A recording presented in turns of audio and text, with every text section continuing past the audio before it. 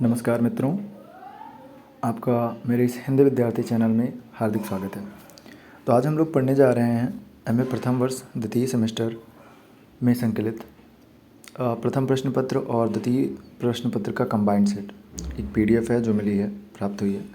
इसे में जितना कुछ हो सकता है पढ़ने का प्रयास रखते हैं। संस्कृत काव्य शास्त्र में हमें पढ़ना होगा काव्य स्वरूप और प्रकार, रस सिद्धांत, अलंकार सिद्धांत, रीति सिद्धांत, ध्वनि सिद्धांत, वक्रोक्ति सिद्धांत, औचित्य सिद्धांत। और पाश्चात्य काव्य शास्त्र में जो दिया गया है वो प्लेटो का काव्य सिद्धांत, अरस्तु का अनुकरण सिद्धांत व विरेचन सिद्धांत, लॉन्जाइनस की उदात्त की अवधारणा, जॉन ड्राइडन का काव्य सिद्धांत, वर्ड्सवर्थ की काव्य भाषा का सिद्धांत, कॉलरिज का कल्पना सिद्धांत, मैथ्यू आर्नल्ड आलोचना का स्वरूप और कार्य, टी.एस. एलियट निर्व्यायिकता का सिद्धांत, आई.एस. रिचर्ड संवेगों का संतुलन और सिद्धांतवाद। हिंदी काव्य शास्त्र में मुख्यतः हिंदी आलोचना का विकास दिया गया है और हिंदी के प्रमुख आलोचक एवं उनकी आलोचना दृष्टि दी गई है। आइए शुरू करते हैं अपना संस्कृत काव्य शास्त्र, काव्य स्वरूप एवं प्रकार। लक्षण, काव्य लक्षण के बारे में पढ़ते हैं। लक्षण संस्कृत का एक पारिभाषिक शब्द है जिसका अर्थ वह सरल तथा संक्षिप्त परिभाषा है जो अव्याप्ति, अतिव्याप्ति और असंभव दोनों से मुक्त हो। सरल भाषा में इसे पूर्ण एवं निर्दोष परिभाषा कहा जा सकता है।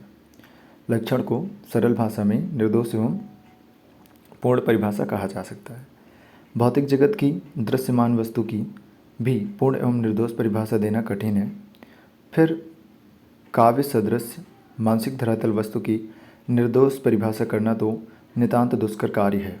यही कारण है कि प्रत्येक भाषा के अध्येताओं ने इस दुष्कर कार्य के लिए अथक प्रयास किया है, लेकिन आज काव्य की पूर्ण, निर्दोष तथा सर्वमान्य परिभाषा नहीं बन सकी है। यूँ समस्त कवियों ने, ज्ञाताओं ने, विख्याताओं ने, सभी लोगों ने अपने अपने मत प्रस्तुत किए हैं, लेकिन अगर सबका निष्कर्ष देखें तो पूरी तरीके से काव्य लक्षण की एक प्रमुख परिभाषा निकल कर नहीं आई है। सभी के अपने अपने मत अलग हैं।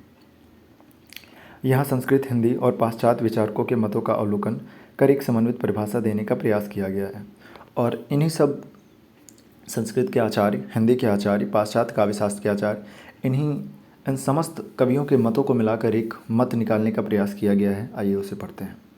पहले मत को पढ़ने के क्रम में सबसे पहले पढ़ते हैं संस्कृत आचार्यों के मत के बारे में। विश्व की प्राचीनतम पुस्तक ऋग्वेद में एक स्थल पर वाणी के स्वरूप को संकेतिक किया गया है। दृष्टा कवि को कहते हैं। कवि कहता है कि मैं अपने कवित्व को बादलों में से फूटकर आने वाली पावस धारा मानता हूँ। यहाँ कवि ने अपने काव्य को सहज एवं प्रवेगपूर्ण अभिव्यक्ति माना है। वह सहज संबोध है, श्रम साध्य नहीं। संस्कृत का प्रथम काव्य शास्त्रीय ग्रंथ भरत मुनि का नाट्यशास्त्र है। संस्कृत का प्रथम काव्य शास्त्रीय ग्रंथ कौन सा है? नाट्यशास्त्र है, जो कि लिखा गया है भरत मुनि के द्वारा। याद रखेंगे। नाट्यशास्त्र के सप्तदश अध्याय में अर्थात 17वें अध्याय में काव्य के 36 लक्षणों का विवरण दिया गया है। काव्य जो भरत मुनि द्वारा लिखित है नाट्यशास्त्र, उसमें से 17वें अध्याय में 36 लक्षणों का विवरण मतलब उनके बारे में बताया गया है, किंतु केंद्र बिंदु का अभाव होने के कारण इस विस्तृत विवरणिका को काव्य लक्षण नहीं कहा जा सकता। उनकी निम्न कारिका काव्य लक्षण के संदर्भ में विशेष उल्लिखित है।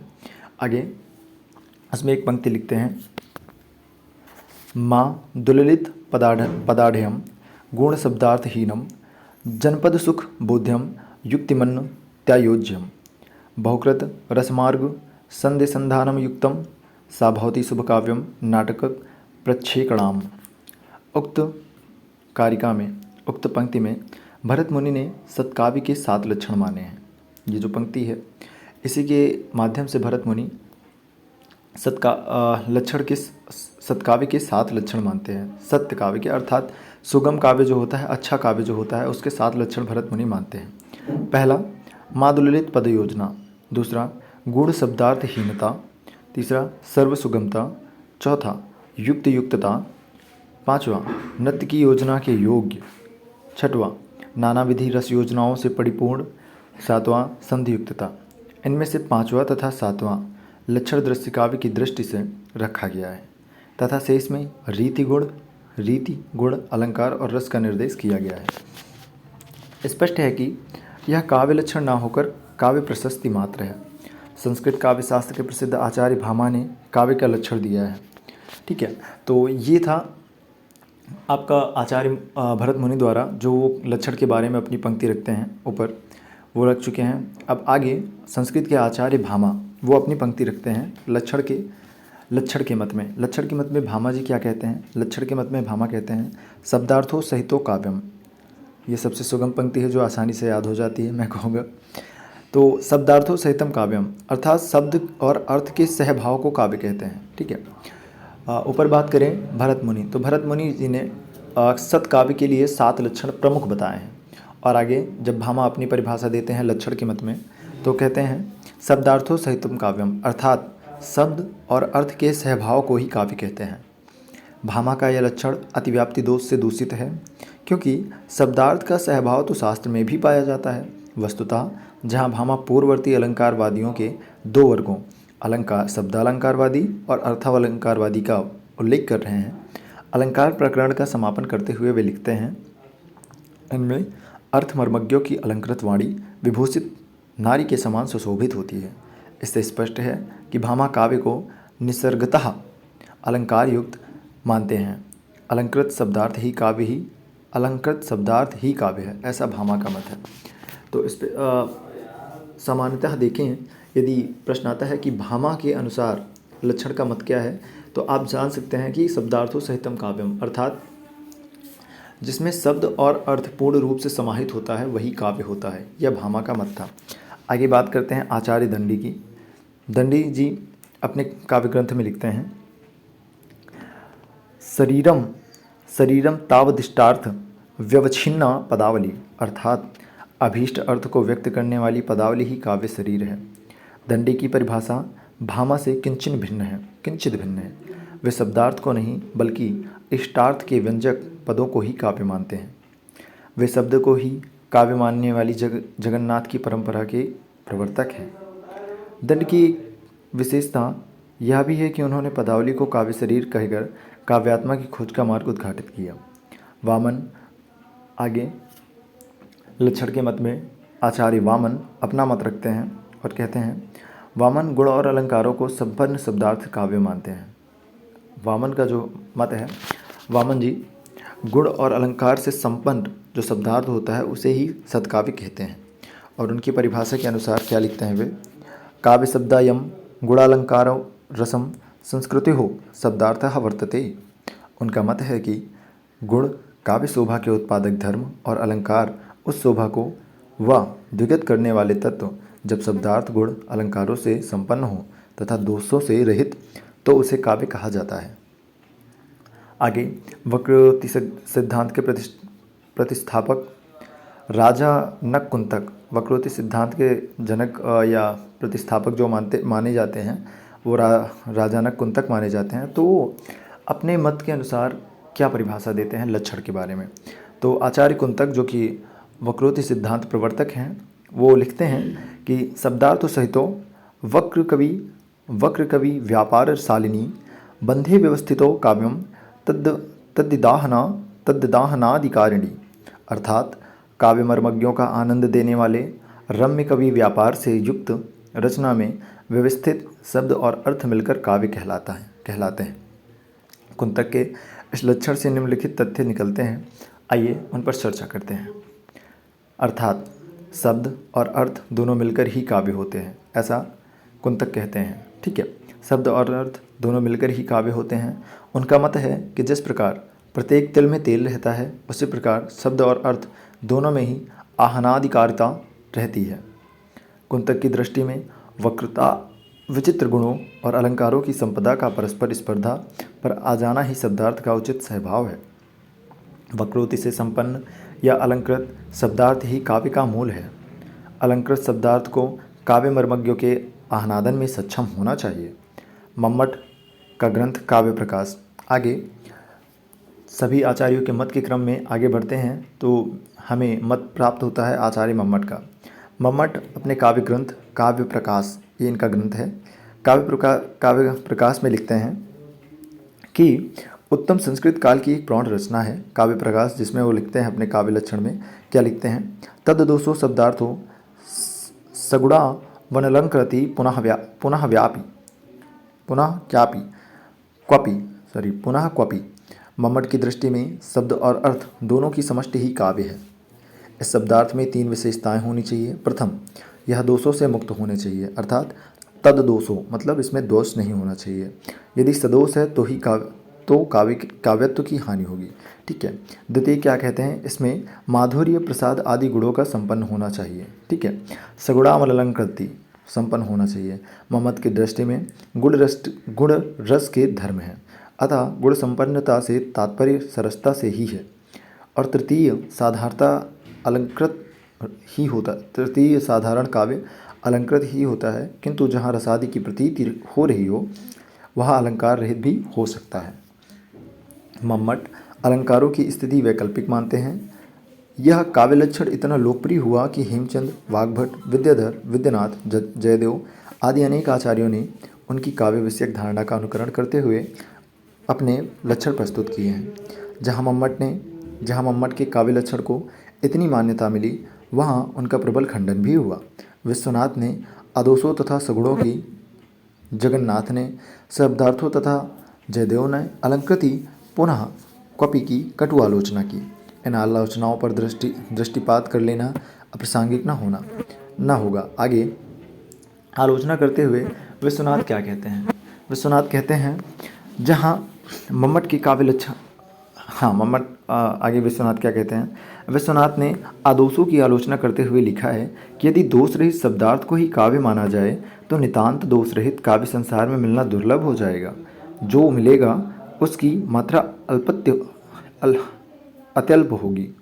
अति अल्प मतलब बहुत छोटी, बहुत कम होगी। ठीक है। उन्होंने आनंदवर्धन के ध्वनि काव्य को भी दोषयुक्त दिखाया है। ये विश्वनाथ के बारे में मत रहा। आगे उस पर आलोचना करते हुए कहते हैं विश्वनाथ, लक्षण में प्रयुक्त सगुणों विशेषण का खंडन करते हुए विश्वनाथ ने कहते हैं कि गुण रस के धर्म हैं, शब्दार्थ के नहीं, अतः वे रस में रहते हैं, शब्दार्थ में नहीं। ऐसी स्थिति में यह विशेषण उचित नहीं है। मम्मट ने स्वयं प्रतिपादित किया है कि गुण रस के नित्य धर्म हैं, अतः वे रस के साथ ही रहते हैं, किंतु वे गौण रूप से शब्दार्थ के साथ भी रह सकते हैं। इसी आधार पर उन्होंने सगुणों विशेष का प्रयोग किया है। पंडित जगन्नाथ ने शब्दार्थों विशेष की आलोचना की है। उनका मत है कि काव्यत्व शब्द और अर्थ दोनों में रहने वाला धर्म नहीं है, बल्कि केवल शब्दों में रहने वाला धर्म है। यदि हम दोनों में रहने वाला धर्म मानते हैं तो धर्म दो में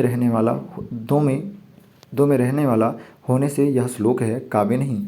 इस प्रकार का व्यवहार होने लगेगा। यदि शब्द और अर्थ दोनों में अलग अलग रहने वाला धर्म माने तो दोहरा काव्यत्व आ जाएगा। अतः काव्यत्व ना शब्दार्थ की समष्टि में रहता है और न दोनों में पृथक पृथक, बल्कि केवल शब्दों में निवास करता है। इस प्रकार मम्मट का शब्दार्थों विशेष उचित नहीं है, ऐसा पंडित जगन्नाथ जी आलोचना करते हुए कहते हैं। पंडित राज की आलोचना अत्यंत गंभीर और सहानुभूतिपूर्ण मानी गई है।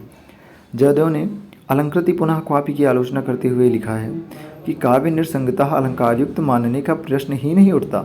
उनका मत है कि जो काव्य को अलंकार विहीन मानता है वह अग्नि को उष्णता विहीन क्यों नहीं मान लेता। अर्थात इनका कहना है कि यदि आप काव्य को कहते हो कि अलंकार उसमें अलंकार विहीन है, कि उसमें अलंकार हो ही नहीं सकता, तो सेम उसी तरह आप ये भी मान लो कि अग्नि में उष्णता ही नहीं होती। ऐसा जयदेव आलोचना करते हुए कहते हैं मम्मट के मत पर। आगे क्या लिखते हैं?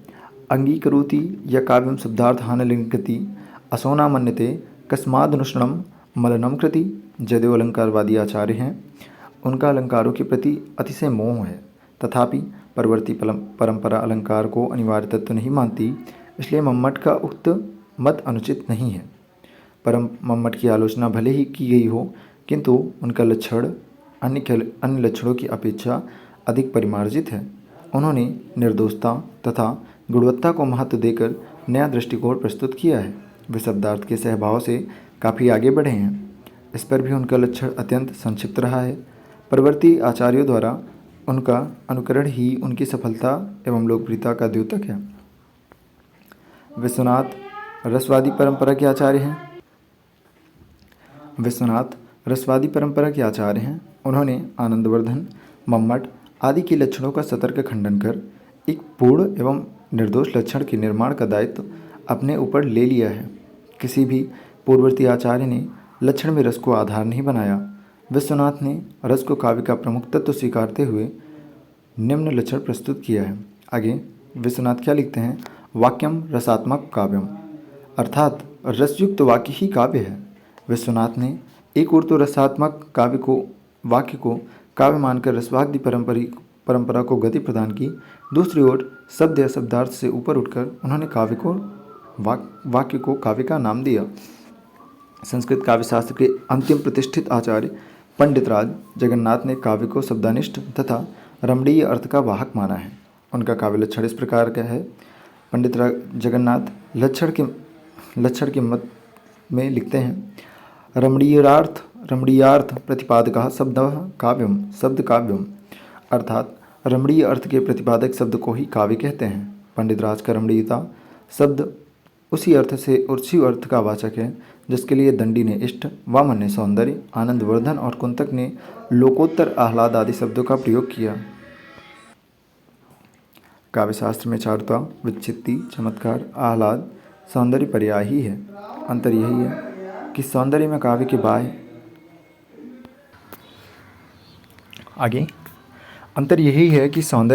बाह्य पक्ष पर अधिक बल है, जबकि आह्लाद या आनंद में आंतरिक पक्ष पर।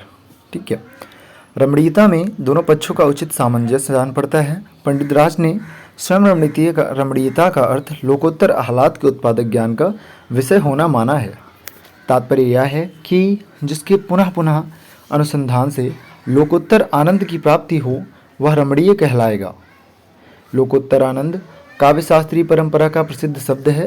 पंडितराज की विशेषता यह रही है कि उन्होंने आनंतर बाह्य दोनों पक्षों से संबंध रमणीयता शब्द को पकड़कर काव्य की व्याख्या की है। पंडितराज बहुत सीमा तक काव्य सत्य को प्रकट करने में समर्थ हुए हैं, तथापि उनका लक्षण निर्विवाद नहीं है। परवर्ती आचार्य ने उनकी आलोचना शब्द निष्ठता को लेकर ही अधिक की है। हिंदी विचारकों के मत जो रहे हैं, आइए उनके बारे में पढ़ लेते हैं। अभी तक जो आचार्य हम मत पढ़ रहे थे वो संस्कृत आचार्य थे। आचार्य भरत मुनि, मम्मट, वामन, भामा, विश्वनाथ, पंडित जगन्नाथ, इनके मत थे। आइए हिंदी विचारक अपना मत क्या रखते हैं उसे पढ़ते हैं। हिंदी में काव्यशास्त्रीय चिंतन का प्रारंभ रीतिकाल से होता है। ठीक है। रीति ग्रंथों में काव्य के स्वरूप पर बहुत प्रकाश डाला गया है, किंतु इसमें मौलिकता के दर्शन प्रायः नहीं होते हैं। संस्कृत ग्रंथों की कारिकाओं को ही छंदबद्ध किया गया है। मम्मट इस काल के विशेष उपजीव्य रहे हैं। रीतिकाल के प्रारंभक आचार्य चिंतामणि का काव्य लक्षण इस प्रकार से है। तो सर्वप्रथम पढ़ते हैं हम रीतिकाल के प्रवर्तक कवि माने जाने वाले आचार्य चिंतामणि। कुछ लोग इन्हें कुछ साहित्यकार इन्हें प्रवर्तक कवि मानते हैं चिंतामणि को, और कुछ आचार्य नहीं मानते हैं। अभी के लिए आचार्य चिंतामणि जो अपना काव्य लक्षण रखते हैं उसे पढ़ते हैं। सगुन अलंकारन सहित दोष रहित जो होई, शब्द अर्थ वारो कवित विभुत कहत सब कोई। मम्मट से इनके लक्षण में इतना ही अंतर है कि यहाँ अलंकारों की स्थिति वैकल्पिक न होकर अनिवार्य हो गई है। आगे हिंदी आचार्य के क्रम में कुलपति मिश्र लक्षण के सम्मुख अपना मत रखते हैं। क्या लिखते हैं? दोष रहित और गुण सहित कछुक अल्प अलंकार, शब्द अर्थ को सो कवित्व को ताको करो विचार। आधुनिक युग के विचारकों में ही कुछ विषयक धारणाएं तो पाश्चात्य विचारधारा पर आधारित हैं, किंतु कुछ ने मौलिक की विवेचना भी की है। इन विचारकों ने काव्य स्वरूप को क्रमबद्ध विवेचन बहुत कम किया है। उनके ये काव्य विषय को लेख प्रायः अन्य प्रसंगों से ही मिलते हैं। आचार्य महावीर प्रसाद द्विवेदी के यत्र तत्र विकीर्ण काव्य लेख इस प्रकार हैं। हिंदी आचार्यों के क्रम में आगे आचार्य हजारी प्रसाद द्विवेदी लक्षण के सम्मुख अपना मत प्रस्तुत करते हुए लिखते हैं कि ज्ञान राशि के संचित कोश का नाम ही साहित्य है। कविता प्रभावशाली रचना है जो पाठक या श्रोता के मन पर आनंदमय प्रभाव डालती है, मनोभावों शब्दों का रूप धारण करते हैं। वही कविता है, चाहे वह पद्यात्मक हो या गद्यात्मक। अंतःकरण की प्रवृत्तियों के चित्र का नाम ही कविता है। उक्त पंक्तियों की उनकी काव्य विषयक मान्यताओं से पता चलता है। मनोभाव या अंतःकरण की वृत्तियों का चित्र जब शब्दाकार ग्रहण करता है तो इतना प्रभावी हो कि पाठक के हृदय पर आनंदमय प्रभाव डाल सके तो उसे काव्य कहते हैं। ऐसा आचार्य हजारी प्रसाद द्विवेदी लक्षण के सम्मुख अपना मत प्रस्तुत करते हुए लिखते हैं। साधारणतया आचार्य रामचंद्र शुक्ल रसवादी आचार्य रहे हैं। वे काव्य में भाव संपदा पर विशेष बल देते हैं। साधारणीकरण द्वारा लोकोत्तर भावभूमि में पहुंचाकर मानवीय रोगों का परिष्कार ही काव्य का उद्देश्य है। उनका वक्तव्य इस प्रकार है, जिस प्रकार आत्मा की मुक्तावस्था ज्ञान दशा कहलाती है, उसी प्रकार हृदय की मुक्तावस्था रस दशा कहलाती है। हृदय की इसी मुक्ति की साधना के लिए मानव की वाणी जो शब्द विधान करती आई है उसे कविता कहते हैं। इस साधना को हम भाव योग कहते हैं और कर्म योग और ज्ञान योग के समकक्ष मानते हैं। आचार्य शुक्ल की भाषा कुछ जटिल होने से परिभाषा रहस्यमय बन गई है। उनका तात्पर्य यही है कि जो शब्द रचना मानव हृदय को जिस पर चेतना से ऊपर उठाकर विशुद्ध भावना के धरातल पर प्रतिष्ठित कर सके, उसे लोकोत्तर आनंद दे सके, वही काव्य है, ऐसा आचार्य रामचंद्र शुक्ल मानते हैं। यहाँ शुक्ल जी रस सिद्धांत के साधारणीकरण को ही शब्दांतर के काव्य निकट स्वीकार रहे हैं। बाबू श्याम सुंदर दास ने शास्त्र और काव्य में भेद करते हुए कलात्मकता को भेदक तत्व माना है। उनका कथन यह होता है कि किसी पुस्तक को हम काव्य या साहित्य की उपाधि तभी दे सकते हैं जब जो कुछ उसमें लिखा है वह कला के उद्देश्यों की पूर्ति करता हो। यही एकमात्र उचित कसौटी है। तात्पर्य यह है कि जिस कृति को पढ़ने में पाठक को कलात्मक आनंद की प्राप्ति हो उसे काव्य कहते हैं, उसे काव्य कहा जा सकता है। ऐसा हिंदी कवि बाबू श्याम सुंदर दास जी का मानना है कि जो भी पुस्तक पाठक पढ़ता है उसे पढ़ते वक्त एक कलात्मक आनंद की अनुभूति होनी चाहिए। यदि वह होती है तभी हम कह सकते हैं कि हाँ, वह पुस्तक काव्य है।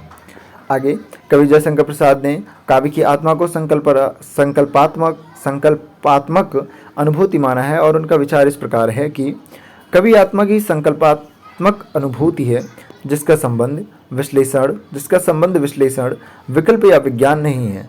वह एक श्रेयमयी प्रेम रचना है। काव्य साहित्य की आत्मा की अनुभूतियों का नित्य नया रहस्य खोलने में प्रयत्नशील है।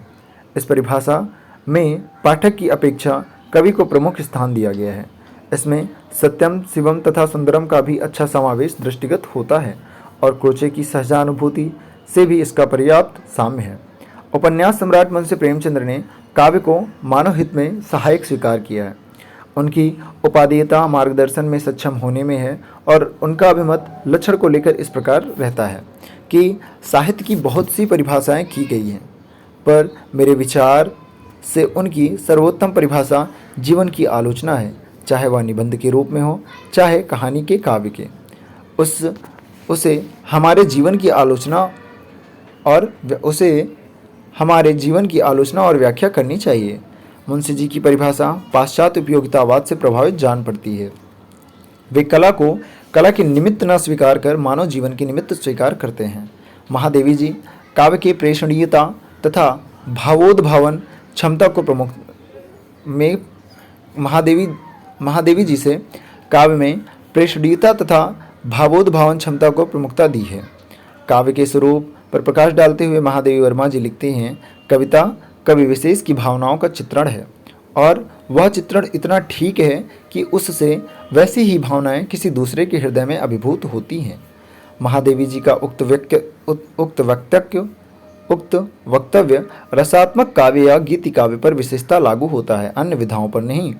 आचार्य नंद दुलारी वाजपेयी काव्य के स्वरूप पर विचार करते हुए लिखते हैं कि काव्य तो प्रकृत मानव अनुभूतियों का नैसर्गिक कल्पना के सहारे एक ऐसा सौंदर्यमय चित्रण है जो मानव मात्र में स्वभावता, अनुरूप, भावोच्छ्वास और सौंदर्य संवेदन उत्पन्न करता है।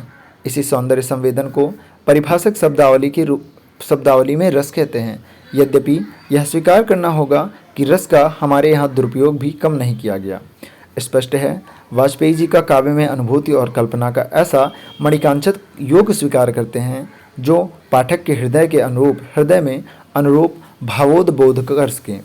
इस वक्तव्य में जहाँ एक ओर काव्य निर्माण की प्रक्रिया को स्पष्ट किया गया है, वहीं दूसरी ओर भावात्मक प्रभाव को महत्व दिया गया है। अंतिम वाक्य में कोरे रसवाद की कटु आलोचना की गई है। पाश्चात्य विचारक अपने मत क्या रखते हैं काव्य के स्वरूप के संदर्भ में, आइए उसे पढ़ते हैं।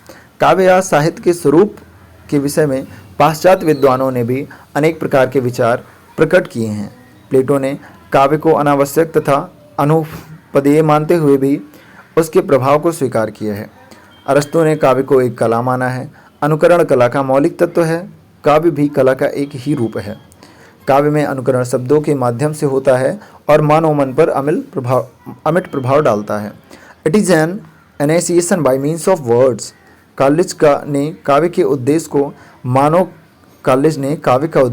मानव को भावजन आह्लाद प्रदान करना ही स्वीकारा है।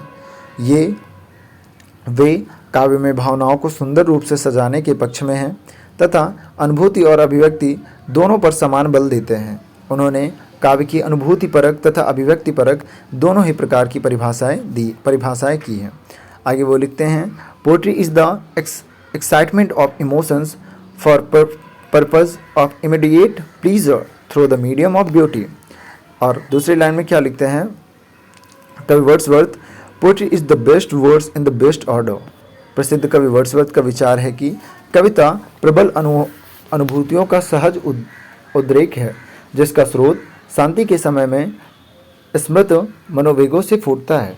और क्या लिखते हैं, पॉलिटी is the spontaneous overflow of powerful feelings. It takes its origin from emotions recollected in tranquillity. आगे उक्त परिभाषा भावानुभूति और भाव विभक्ति की प्रक्रिया पर प्रकाश डालने में पर्याप्त तथ्यपूर्ण है। मनोवेगों के आवेग के समय कवि उन्हें अभिव्यक्त नहीं करता, बल्कि आवेग से शांत होकर भाव बन जाने पर उन्हें व्यक्त करता है। सर्जन प्रक्रिया पर प्रकाश डालने के साथ इस परिभाषा में वह न्यूनता है कि कलाकार की प्रतिभा और अभिव्यक्त कौशल का उल्लेख नहीं हुआ है, जिसके अभाव में सभी की अभिव्यक्तियाँ काव्य नहीं बन पाती। मैथ्यू अर्नल्ड के काव्य को सर्वाधिक सुखद तथा पूर्ण वक्तव्य माना गया है, जो मानवीय भाषा का चरमोत्कर्ष है। उनकी काव्यवैश्यक मान्यता इस प्रकार है। काव्य स्वरूप में मैथ्यू अर्नल्ड जो अपना मत देते हैं, उन्हें सब लोग सर्वप्रद और सुखद मानते हैं। और मैथ्यू अर्नल्ड क्या लिखते हैं काव्य स्वरूप के मत में, poetry is a criticism of life under the conditions fixed for such criticism by the laws of poetic truth and poetic beauty। अर्थात काव्य जीवन की आलोचना है। यह आलोचना काव्यगत सत्य और काव्यगत सौंदर्य के नियमों से परिचालित होती है। उक्त परिभाषा से स्पष्ट होता है कि आलोचना के मानदंड तो काव्यगत सत्य और काव्य सौंदर्य ही रहते हैं, लेकिन काव्य जीवन से असंपक्त नहीं होते। उसे जीवन की आलोचना करनी चाहिए और मानव का मार्गदर्शन भी करना चाहिए। उनके कहने का तात्पर्य यह है कि काव्य जीवन से निरपेक्ष वस्तु नहीं है। उसकी उपादेयता जीवन के उन्नयन में ही है, लेकिन उन्नयन का संदेश भी कलात्मक से निःसृत होना चाहिए। जॉनसन महोदय काव्य को उस कला के रूप में स्वीकार करते हैं जो कल्पना की सहायता से युक्ति द्वारा सत्य को आनंद से समन्वित करती है। उनका वक्तव्य इस प्रकार है। जॉनसन अपना मत देते हुए लिखते हैं, poetry is the art of uniting pleasure with truth by calling imagination to the help of reason. इस परिभाषा में जहाँ काव्य में कल्पना को प्रमुख माना गया है, वहीं सत्य और आनंद को युक्तता को भी उचित स्थान मिला है। डॉक्टर जॉनसन ने भाव, कल्पना, बुद्धि और आनंद सभी का उचित समावेश किया है। कविता की एक महत्वपूर्ण परिभाषा चैम्बर्स कोर्स में दी गई है। इस परिभाषा में काव्य का स्वरूप इस प्रकार वर्णित है कि आगे लिखते हैं, poetry is the art of expressing words thoughts which are the creation of imagination and feelings. अर्थात कविता कल्पना और अनुभूति से उत्पन्न विचारों को मधुर शब्दों में अभिव्यक्त करने की कला है। इस प्रकार इस परिभाषा में काव्य के समस्त तत्वों का उल्लेख हुआ है। अभिव्यंजना कौशल काव्य का प्रमुख तत्व है। जो विचार व्यक्त किए जाते हैं वे भी कल्पना और अनुभूति के संयोग से विस्मृत होते हैं। इस परिभाषा में दोष केवल यह है कि शैली सदैव मधुर ही मानी गई है। वैधर्भ भी श्रेष्ठ रीति है, अतः परिभाषा में कलात्मक का कथन अनावश्यक है। समस्त मतों की विवेचना और उपयुक्त काव्य लक्षण। अब उपर्युक्त समस्त काव्य लक्षण, काव्य स्वरूप और सभी आचार्यों के मत, पाश्चात्य काव्यशास्त्र, भारतीय काव्यशास्त्र, संस्कृत आचार्य और हिंदी के आचार्यों के मत को पढ़ने के बाद आगे उनकी विवेचना करते हैं और जो उपयुक्त काव्य लक्षण मिलता है उसे पढ़ते हैं।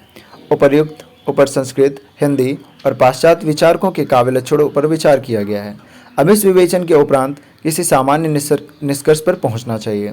इसके लिए आवश्यक है कि एक भाषा के आचार्यों के मतों का अवलोकन करते हुए उनके अंतरंग तत्वों को खोजा जाए।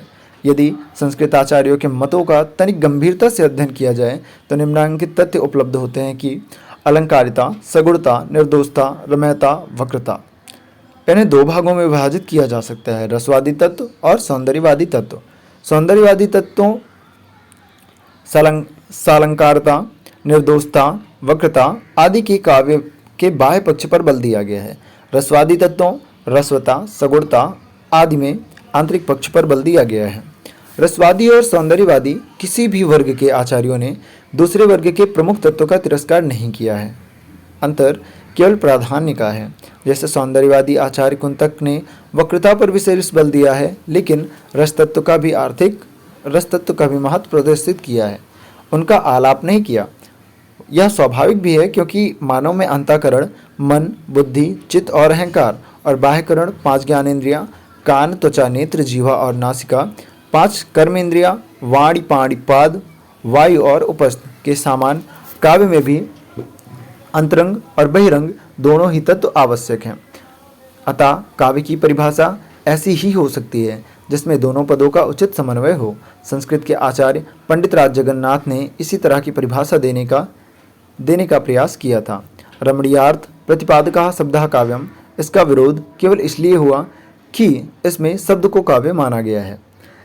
यद्यपि इसमें अर्थ की उपेक्षा तो नहीं की गई, किंतु पुरातन पंडित शब्द और अर्थ के सहभाव का अभाव देखना ही नहीं चाहते।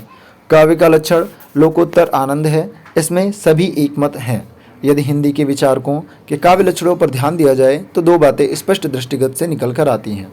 प्रथम, काव्य लक्षण विषयक उक्तियाँ प्रासंगिक होने से उनमें काव्य के पूर्ण स्वरूप को बांधने की क्षमता का प्रायः अभाव है।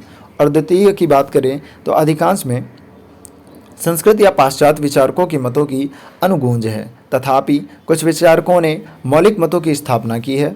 हिंदी आचार्य के मतों के विवेचन से जो तत्व निकलते हैं वे हैं सरसता, सामाजिक उपदेयता, प्रेषणीयता, रागात्मक परिष्कार, मनोवैज्ञानिक दृष्टि और सामाजिक उपदेयता। ये दो ऐसे तत्व हैं जिनका विकास हिंदी आचार्यों में हुआ है। हिंदी आचार्यों के विवेचन से भी यह स्पष्ट होता है कि वे लोकोत्तर आनंद के साथ सामाजिक उपदेयता को भी काव्य में आवश्यक समझते हैं। यहाँ तक आते आते काव्य का रूप नानाविधि वस्त्राभूषणों से सुसज्जित नवविवाहिता वधू का रूप नहीं, बल्कि ग्रहकारी संलग्न भार्या का है, जिनके शरीर पर श्रृंगार के नाम पर सिंदूर बिंदु ही पर्याप्त है। उनकी सार्थकता पति विमोहन में नहीं, ग्रह संचालन में है। जहाँ तक पाश्चात्य विचारकों के लक्षण की बात है तो वे अंश मात्र का बोध कराते हैं। इन विचारकों में संगीतात्मकता, जीवन सत्य, कल्पना, अनुभूति, बुद्धि तत्व आदि पर बल देते हैं। ये विचारक अभिव्यक्ति कौशल की अपेक्षा जीवन सत्य पर अधिक बल देते हैं। कल्पना और अनुभूति को काव्य का महत्वपूर्ण तत्व माना गया है। हिंदी विचारकों के समान इनका बल न सामाजिक उपादेयता पर है और न संस्कृत आचार्यों के समान लोकोत्तर आनंद पर।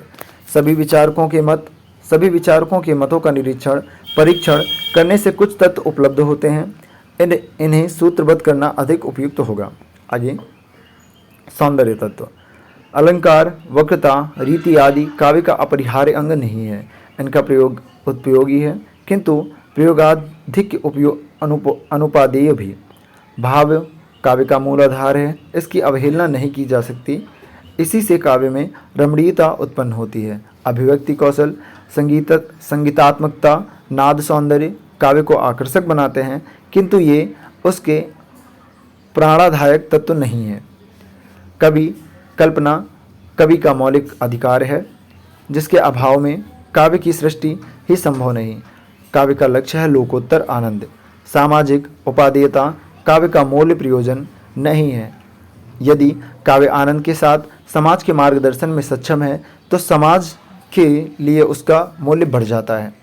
काव्य यसद मानसिक धरातल पर अधिष्ठित तत्व की परिभाषा करना कठिन है और उससे सभी को सहमत होना कठिन, उस पर सभी सहमत हो यह कर पाना अत्यंत कठिन है। तथापि उपर्युक्त तथ्यों को ध्यान में रखकर काव्य की निम्न परिभाषा दी जा सकती है और समस्त संस्कृत आचार्य, हिंदी आचार्य और भारतीय और पाश्चात्य काव्य शास्त्र के आचार्यों के मत को जब पूरी तरीके से मिलाकर देखा जाए तो उससे एक परिभाषा निकल कर आती है काव्य स्वरूप की। अनुभूति और कल्पना की निसृत रमणीय अर्थ की सुंदर अभिव्यक्ति ही काव्य है।